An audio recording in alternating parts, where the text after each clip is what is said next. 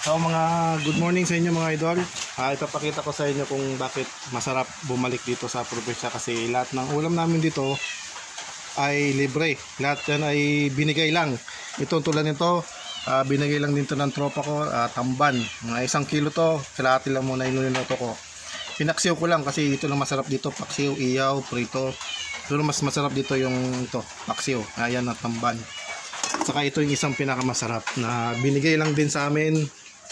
Yung alimasag, ginataang papaya no, ay alimasag. Bigay lang din tong alimasag kasi malalaki to. Saka yung papaya dyan lang galing sa tabi-tabi, sa bakuran. Yan.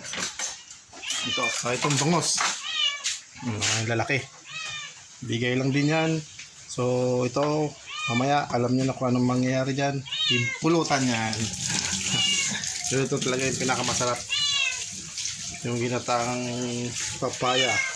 So masisira yung diet nyo dito pag ganito yung mga ulam.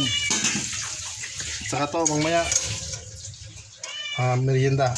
Nanguha ko lang kamuti dyan sa tanim ni mama kasi walang kumukuha, sayang eh. Kamuti akong lalaki, hindi talaga ako makaano nito. Ang gusto ko na tirahin. Ang sarap nito. So paano yan mga walang pangarap sa buhay? Kahit wala tayong pangarap sa buhay, basta ganito yung mga ulam natin, okay na to.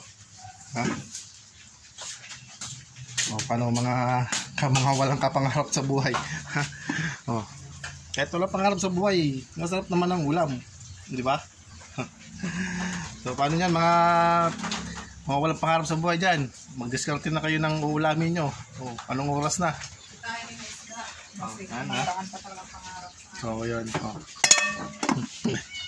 Mamaya iinom na naman tayo kasi alam niyo na mga walang pangarap sa buhay, inom lang ng inom pagkahapon. So binigyan tayo ng pulutan, so anong gagawin natin? Siyempre mag-iinom. Hindi mo lang nga tayong pangarap eh, kaya iinom na lang tayo. Sayang naman itong bangos, diba? So paano yan? Kain muna tayo, ha? Ito yung sarap po. Siya, saan ka pa?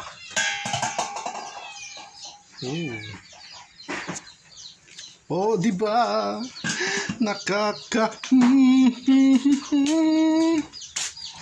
Ay, mas sarap balik-balikan ng buhay dito. Kain na tayo, ha? Thank you. Sana subscribe kayo dyan at mag-enjoy kayo sa ulam ko at mainggit. Thank you.